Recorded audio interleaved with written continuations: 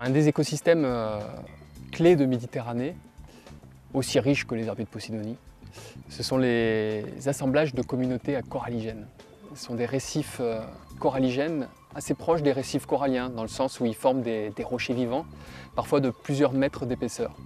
Alors ces récifs coralligènes, on les trouve plutôt en profondeur, surtout ici en Corse. Ils sont ici présents au-delà de 50 mètres de fond, jusqu'à 120, 130 mètres. On dit qu'il y a 1600 espèces à peu près qui sont associées à ces récifs coralligènes. Et ce qu'on va rechercher, c'est de comprendre comment sont associées ces espèces et comment, ces associations se modifient, comment relier ces modifications avec la qualité des eaux côtières. Par exemple, ça peut être aussi des modifications physiques, l'apparition de sédimentation excessive. Ça peut être l'apparition de nécrose sur des algues corallines, puisque les corallines, c'est elles qui bioconstruisent ces récifs coralligènes. Ça peut être la disparition, par exemple, des espèces érigées, c'est-à-dire toutes ces espèces qui vont bioconstruire en relief pour ne laisser place qu'à des espèces finalement plutôt encroutantes. Donc tout ça, ce sont des petits indicateurs qui vont nous donner une idée de la qualité des sites.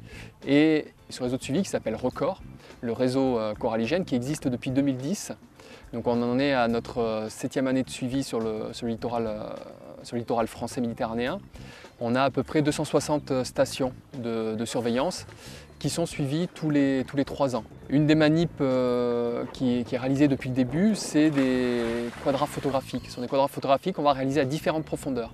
On va descendre par exemple à 70 mètres, en limite par exemple de construction des corallines, en limite du coralligène vraiment vivant, pas du coralligène fossile, du coralligène vivant. Et on va réaliser des quadras photographiques. Donc ça on le réalise avec ce quadra qui est là et qui nous permet d'avoir un repère normé dans l'espace et donc de réaliser toujours les mêmes photos et d'avoir une information de taille tout simplement.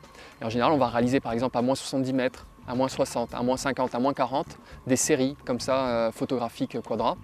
Et on va rechercher également la limite supérieure du coralligène puisque c'est souvent là qu'on va avoir des influences liées au réchauffement des eaux avec l'apparition par exemple d'algues filamenteuses ou l'apparition d'algues vertes qui vont entraîner des nécroses sur le coralligène.